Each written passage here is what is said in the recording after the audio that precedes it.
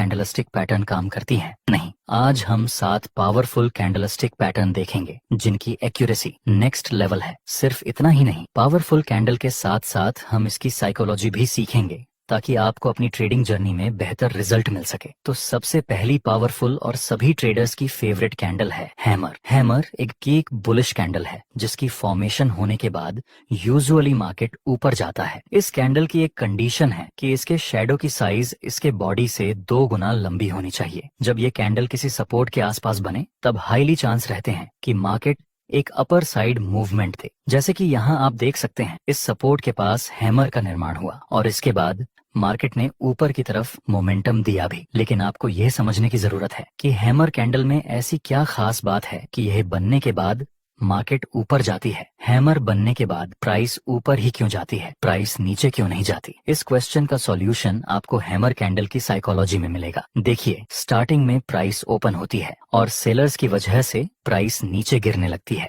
पर किसी important support के पास बायर्स एक्टिव होते हैं और प्राइस को ऊपर की तरफ पुश करते हैं। एंड में प्राइस जहां ओपन हुई थी उसके भी ऊपर बायर्स प्राइस को क्लोज करवाने में कामयाब रहते हैं। शुरुआत में सेलर्स ने पूरी कोशिश की थी प्राइस को नीचे गिराने की, लेकिन एंड में बायर्स ने पूरा कंट्रोल लेकर अपना डोमिनेंस दिखाया, जिसके बाद हमें हैमर कैंडल जैसी फॉर्मेशन मिलती है। इस कैंडल में अभी बायर्स का डोमिनेंस है। जब दूसरी कैंडल भी इस हैमर के हाई के ऊपर क्लोज हो जाए तब हम कंफर्म हो जाते हैं कि अब प्राइस यहाँ से एक अपर साइड मूवमेंट दे सकती है, क्योंकि यह दोनों ही कैंडल में बायर्स का डोमिनेंस है। अब दूसरी इंपॉर्टेंट कैंडल देखते हैं जो कि सेलर्स की पसंदीदा कैंडल में से एक है, वह है शूटिंग स्टार। शूटिंग स्टार एक बेयरिश कैंडल है जिसकी फॉर्मेशन होने के बाद यूजुअली प्राइस नीचे गिरती है। इसकी भी एक कंडीशन है कि इसके शैडो की लंबाई इसके बॉडी से मिनिमम 2 गुना ज्यादा होना चाहिए। जब यह कैंडल किसी रेजिस्टेंस के आसपास बने तो हाईली चांस रहेंगे कि प्राइस नीचे गिरे। जैसे आप देख सकते हैं, यहाँ मार्केट पहले अपर ट्रेंड में मूव कर रहा था, फिर हमें एक पुल बैक देखने को मिला और इस रेजिस्टेंस के पास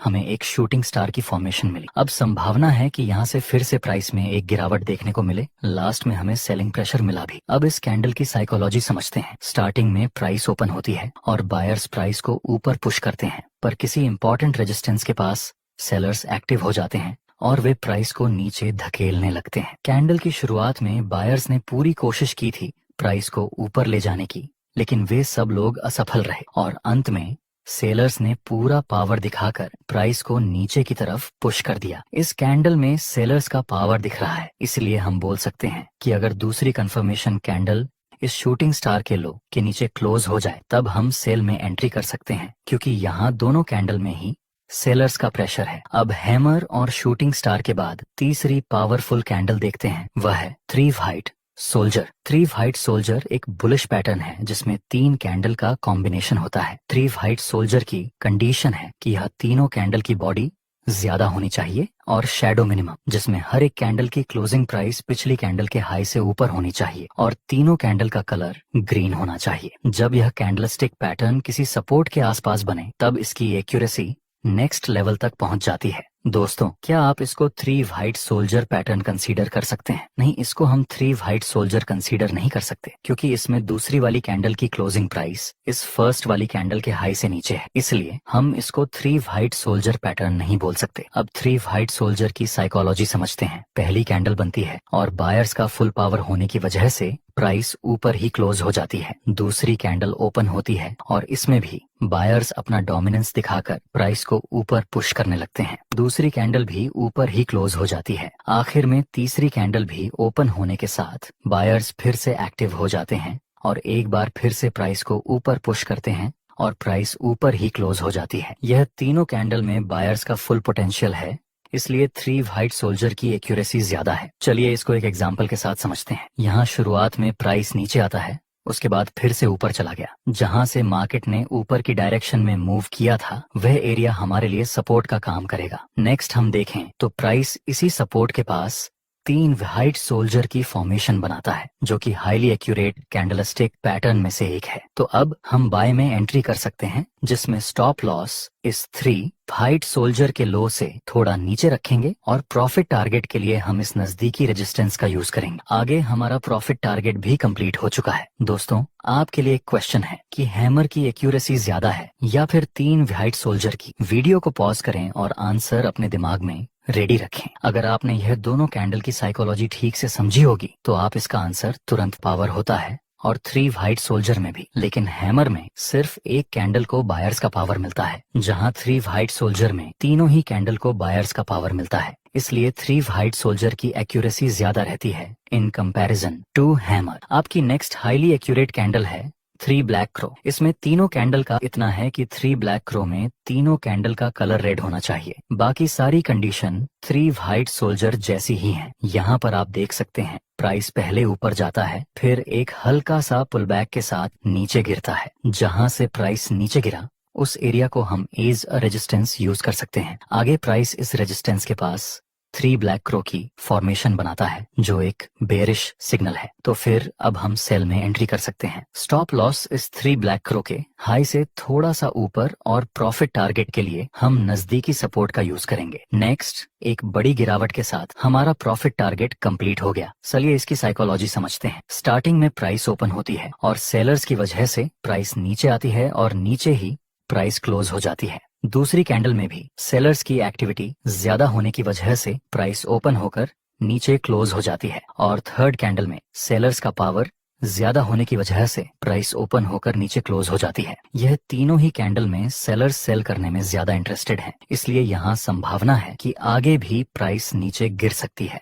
दोस्तों, इस वीडियो में हमने ट्रेडिंग के बहुत सारे न्यू कॉन्सेप्ट ऐड किए हैं, जिससे कि आपकी ट्रेडिंग जर्नी सिंपल हो जाए। वीडियो बनाने में हमारी पूरी टीम की बहुत ज्यादा मेहनत लगी है। अगर आप हमें सपोर्ट करना चाहते हैं तो एक लाइक जरूर कर देना। आपकी नेक्स्ट कैंडल है बुलिश एंगल्फिंग। ये कैंडलस्टिक पैटर्न 2 कैंडल के कॉम्बिनेशन से बनती है, जिसमें पहले वाली कैंडल का कलर रेड होना चाहिए और दूसरी बड़ी कैंडल का कलर ग्रीन होना चाहिए। यह बुलिश कैंडल है, तो यह किसी सपोर्ट के आसपास बननी चाहिए। इसकी एक और कंडीशन है कि यह फर्स्ट वाली कैंडल का हाई एंड लो पूरी तरह से दूसरी वाली ग्रीन कैंडल के अंदर होना चाहिए। यहाँ पर आप देख सकते हैं इस इम्पोर्टेंट सपोर्ट के पास बुलिश एंगल्फिंग पैटर्न का निर्माण हुआ और फिर प्राइस ने अपर साइड मूवमेंट दिया भी था। इसके पीछे की साइकोलॉजी समझते हैं। स्टार्टिंग में प्राइस ओपन होती है और सेलर्स की वजह से प्राइस नीचे मूवमेंट देती है और नीचे ही कैंडल क्लोज हो जाती है। मतलब इस कैंडल में अभी सेलर्स का डोमिनेंस है। दूसरी कैंडल हल्का सा गैप डाउन होकर ओपन होती है, जहां सेलर्स प्राइस को नीचे ले जाने की कोशिश करते हैं, लेकिन करेंटली बायर्स एक्टिव होते हैं और वे प्राइस को फुल पावर के साथ ऊपर पुश करने की कोशिश करते हैं और बायर्स प्राइस को फर्स्ट कैंडल के हाई के ऊपर क्लोज करवाने में कामयाब रहते हैं। यहाँ इस कैंडल में सेलर्स का डोमिनेंस था, लेकिन दूसरी कैंडल में बायर्स का डोमिनेंस देखने को मिला। जब दूसरी कैंडल इस ग्रीन कैंडल के हाई के ऊपर क्लोज हो जाए तब हम बाय में एंट्री कर सकते हैं। इसी तरह आपकी दूसरी पैटर्न है बेरिश एंगल्फिंग। इसका निर्माण होने के बाद यूजुअली मार्केट नीचे गिरता है। इसमें यह फर्स्ट कैंडल का कलर ग्रीन होना चाहिए और सेकंड कैंडल का कलर रेड होना चाहिए। यह बात जरूरी है कि बेरिश एंगल्फिंग किसी रेजिस्टेंस के आसपास बननी चाहिए, तभी इसकी एक्यूरेसी बेहतर रहेगी। इसमें भी यह फर्स्ट कैंडल का हाई और लो पूरी तरह से इस सेकंड कैंडल के अंदर होना चाहिए। आप देख सकते हैं यहाँ इस इम्पोर्टेंट रेजिस्टेंस के पास एक बेरिश एंगल्फिंग का निर्माण हुआ और फिर प्राइस ने एक डाउन साइड की मूवमेंट दी थी। इसकी क्या साइकोलॉजी है, चलिए देखते हैं। शुरुआत में प्राइस ओपन होती है और बायर्स की वजह से प्राइस ऊपर की तरफ मूवमेंट देती है और ऊपर ही क्लोज हो जाती है। दूसरी कैंडल हल्का सा गैप अप के साथ ओपन होती है और धीरे धीरे ऊपर जाती है, लेकिन सडनली सेलर्स एक्टिव होते हैं और वे प्राइस को बहुत ही ज्यादा नीचे ले जाते हैं। लास्ट में दूसरी कैंडल फर्स्ट कैंडल के लो के नीचे क्लोज हो जाती है। इस फर्स्ट कैंडल में बायर्स का डोमिनेंस था, लेकिन दूसरी कैंडल में सेलर्स ने अपना पोटेंशियल दिखाया। जब कंफर्मेशन कैंडल इस रेड कैंडल के नीचे क्लोज हो जाए तब हम सेल में एंट्री कर सकते हैं। आपकी आखिरी कैंडलस्टिक पैटर्न है डोजी। दोस्तों, डोजी एक इंडिसीजन कैंडल है। डोजी कई तरह की होती है, जैसे कि dragon fly doji, long leg doji, common doji, लेकिन आपको इसको इतना कॉम्प्लिकेटेड नहीं करना है, आपको इसे सिंपल ही रखना है। देखिए, डोजी में जो बॉडी होती है वह बिल्कुल ही ना के बराबर होती है और लंबे शेडो होते हैं। इसको आप बाय करने के लिए भी यूज कर सकते हैं और सेल करने के लिए भी यूज कर सकते हैं। कैसे, आइए देखते हैं। जब किसी इंपॉर्टेंट सपोर्ट के पास डोजी कैंडल मिले और दूसरी कैंडल डोजी के हाई के ऊपर क्लोज हो जाए, तब आप बाय में एंट्री कर सकते हैं। इसी तरह जब डोजी किसी इंपॉर्टेंट रेजिस्टेंस के पास बने और दूसरी कंफर्मेशन कैंडल डोजी के लोरी के नीचे क्लोज हो जाए, तब आप सेल में एंट्री कर सकते हैं। याद रहे दोस्तों,